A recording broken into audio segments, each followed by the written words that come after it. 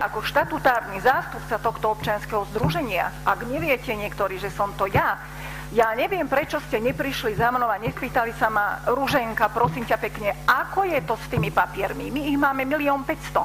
Ani jeden člen občianskeho združenia, ani naši priaznivci, ktorí využívajú naše veľmi dobré, čo by som povedala, služby pre toto mesto. Ani jeden nepovie, že chatku dole.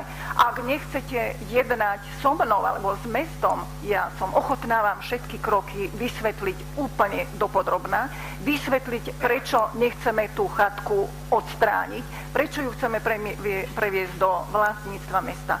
Ale ak bude taká vôľa, ak teraz zahlasujú kolegovia poslanci, že treba chatku zbúrať, prosím, zoberte zápalky, choďte.